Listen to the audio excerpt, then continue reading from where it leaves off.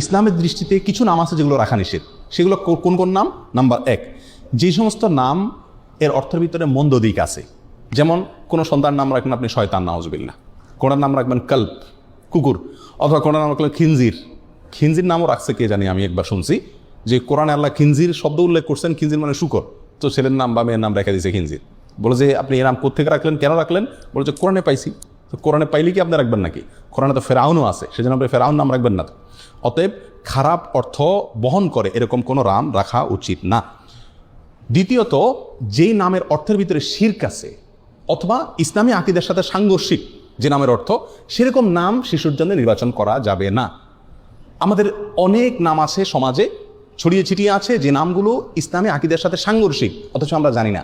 যে নামগুলোর অর্থের ভেতরে শিরকি অর্থ লুকায়িত আছে, অথচ আমরা জানি না। সেরকম কিছু নাম আমরা আজকে আপনাদেরকে বলছি। নাম্বার 1, আব্দুল নবী। এই নামে আমাদের দেশে কিন্তু কোনো কোনো লোকের নাম আছে। আব্দুল নবী মানে হলো নবীর গোলাম।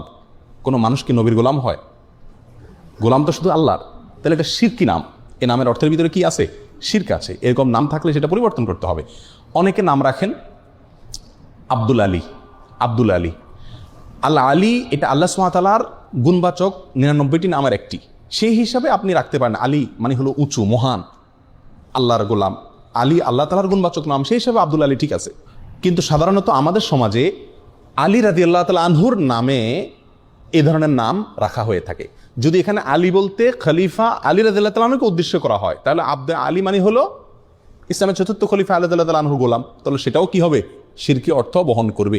আর এখানে যে আলী রাদিয়াল্লাহু তাআলা আনহুকে উদ্দেশ্য নেওয়া হচ্ছে, মিন করা হচ্ছে, তার অনেকগুলো প্রমাণও আছে, ইঙ্গিত পাওয়া যায়। এই জন্য এই ধরনের নাম রাখার ক্ষেত্রে সাবধান থাকা উচিত। আলী রাদিয়াল্লাহু তাআলা আনহুকে ঘিরে আর অনেকগুলো নাম আছে আমাদের সমাজে, যেগুলো সংস্কার হওয়া উচিত, যে নামগুলো রাখতে আমাদের সচেতন এবং সাবধান হওয়া উচিত। তার ভিতরে একটা হলো কারামত আলী। কারামত আলী মানে হলো আলীর কারামত। সাধারণত শিয়ারা এই সমস্ত নাম রাখে।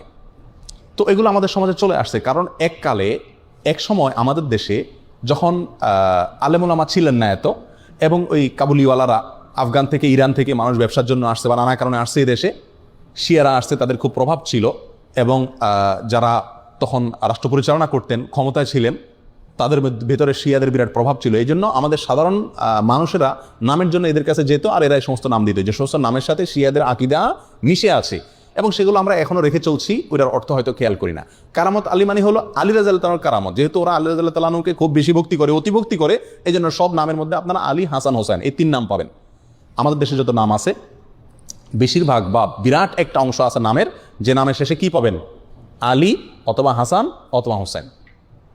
শরবত আলী, কারামত আলী, কামরুল হোসেন, দেলোয়ার হোসেন। এখানে যদি খোঁজেন এই মজলিসে, আমার মনে হয় অর্ধেকের বেশি নাম পাবেন যাদের নামের শেষে হয় হাসান আছে, আর না হোসেন আছে, আর না হয় আলী আছে। এটা ওখান থেকে আসছে। আমরা হয়তো সেই দৃষ্টিকোণ থেকে রাখি না, কিন্তু এগুলার থেকে আমাদের বের হয়ে আসা উচিত। রাসূল আকরাম সাল্লাল্লাহু আলাইহি ওয়াসাল্লামের প্রতি মহব্বত থেকে তার প্রিয় দৌহিত্র হাসান হোসেনের নামে নাম রাখেন, খুব ভালো কথা। আলী রাদিয়াল্লাহু তাআলা আনহুর প্রতি মহব্বতের কারণে আহলে বাইতের সদস্য সেই হিসেবে তার নামে নামকরণ করেন, কোনো সমস্যা নাই। কিন্তু আপনার নামের সঙ্গে এই 3 জন সাহাবীর নাম শুধু লাগাচ্ছেন, কই নামের শেষে তো আবু বকর লাগান না, ওমর লাগান না, তাহলে শুধু এই 3 জনের নাম কেন লাগাচ্ছেন?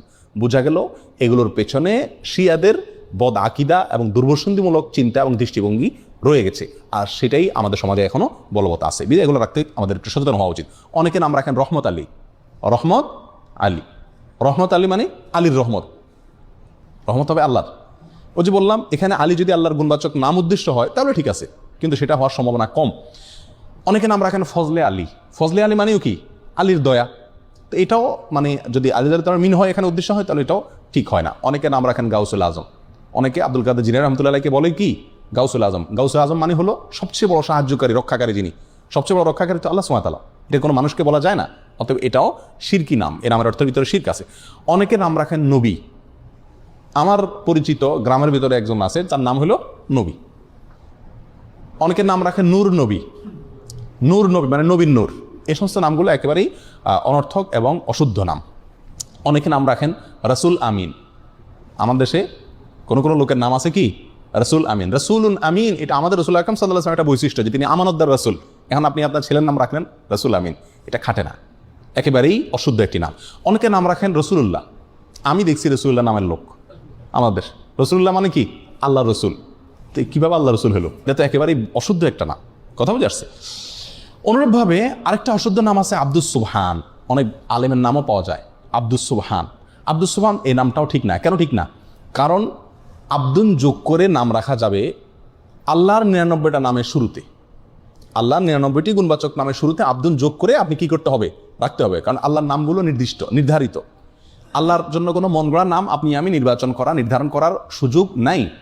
সুবহান নামে আল্লাহর কোনো গুণবাচক নাম নাই। সুবহান শব্দের অর্থ হলো পবিত্রতা বর্ণনা করা। তো পবিত্রতা বর্ণনা করার গোলাম, এটা কোনো নাম হতে পারে না, এবং এটাকে যত রকম ব্যাখ্যাই করা হোক না কেন এটা কোনো অবস্থাতে টিকে না এবং শুদ্ধ হয় না। বিধায় আব্দুস সুবহান নামটাও সঠিক না। ওই যে বললাম আব্দুন যোগ করে নাম রাখতে পারবেন কোনগুলো?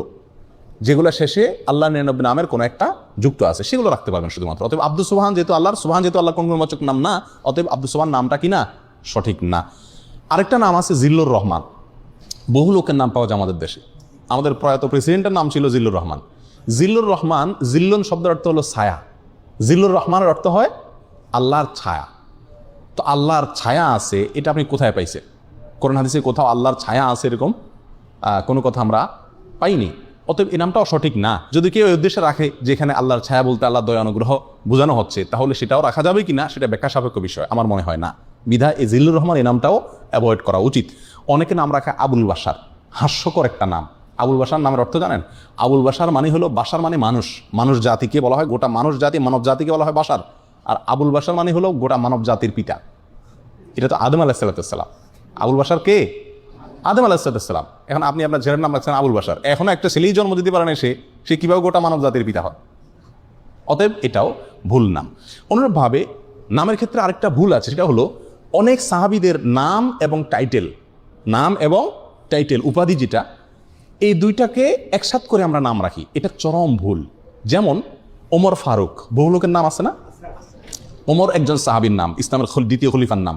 আপনি ওনার প্রতি মহব্বত রেখে, ওনার প্রতি মহব্বতের কারণে আপনার ছেলের নাম ওমর রাখলেন, একটা শিশুর নাম ওমর রাখলেন, ঠিক আছে রাখেন, কিন্তু তার নাম ওমর ফারুক রাখা ঠিক না। আবু বকর রাদিয়াল্লাহু তাআলার প্রতি মহব্বতের কারণে আপনি আপনার একটা শিশুর নাম রাখলেন আবু বকর, রাখেন, সমস্যা নেই, কিন্তু আবু বকর সিদ্দিক হয় না, কারণ সিদ্দিক এটা ওনার টাইটেল, এটা পৃথিবীতে আর কোনো আবু বকরের সাথে যুক্ত হবে না। আপনি ওসমান রাখলেন, সাথে গনি রাখেন। আমাদের দেশে বেশিরভাগ লোক দেখেন না, ওসমান রাখলে অবশ্যই সাথে কি আছে? গনি আছে। না ভাই, ওসমান রাখলে আর গনি রাখবেন না, কারণ ওসমান রাদিয়াল্লাহু তাআলার মহব্বত আপনি ওসমান রাখছেন ঠিক আছে, কিন্তু গনি মানে ধনী, এটা ওনার উপাধি, এটা আর কারোর সাথে যুক্ত হবে না। কথা বোঝা যাচ্ছে? আবু আইয়ুব একজন সাহাবী, যিনি হিজরতকারী সাহাবীদেরকে অনেক নুসরত করছেন, সাহায্য করছেন, এই জন্য ওনার নাম হয়ে গেছে আবু আইয়ুব আনসারি। উনি আনসার ছিলেন সেজন্য। এখন আপনি আপনার ছেলের নাম রাখলেন আবু আইয়ুব আনসারি, সে আনসার কবে হলো? কথা বোঝা যাচ্ছে? অনুরূপভাবে বহু সাহাবা একরামের বিশেষ বিশেষ কিছু টাইটেল আছে, এই টাইটেলগুলো কারোর নাম হতে পারে না। আমি যদি একটা এক্সাম্পল দিই বিষয়টা পরিষ্কার হবে। যেমন মোহাম্মদ, এ নামে নাম রাখা যায় কি যায় না? মোহাম্মদ নাম রাখা যাবে, সহিহ মুসলিম হাদিসে আসছে। এখন আপনি যদি মোহাম্মদ সাল্লাল্লাহু আলাইহি সাল্লামের যে একটা টাইটেল ছিল, নামের পর একটা টাইটেল, সেটা কি? মুহাম্মাদুর রাসূলুল্লাহ। এখন আপনি যদি আপনার সন্তানের নাম রাখেন মোহাম্মদ রাসূলুল্লাহ, খাটবে?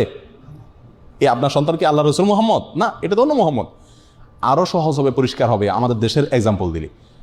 শেখ মুজিবুর রহমান, মরহুম শেখ মুজিবুর রহমান, ওনার প্রতি মহব্বত করে আপনি কোনো সন্তানের নাম রাখলেন মুজিবুর রহমান, এটা ঠিক আছে, চলে। জিয়াউর রহমান, মরহুম জিয়াউর রহমান, তার প্রতি মহব্বত করে আপনি আপনার কোনো সন্তানের নাম জিয়াউর রহমান রাখলেন, এটাও চলে। চলে না? চলে না। এবং অনেকে রাখেও। আপনি যদি রাখেন বঙ্গবন্ধু শেখ মুজিবুর রহমান, তাহলে নামটা কি শুদ্ধ হবে? আপনি যদি প্রেসিডেন্ট জিয়াউর রহমান রাখেন, এটা শুদ্ধ হবে? আপনি যদি বেগম খালেদা জিয়া রাখেন, শুদ্ধ হবে? আপনি যদি প্রেসিডেন্ট হোসেন মোহাম্মদ এরশাদ রাখেন, শুদ্ধ হবে? কেন হবে না? কারণ হলো এখানে তাদের নাম এবং টাইটেল দুটোটা আপনি দখল করছেন।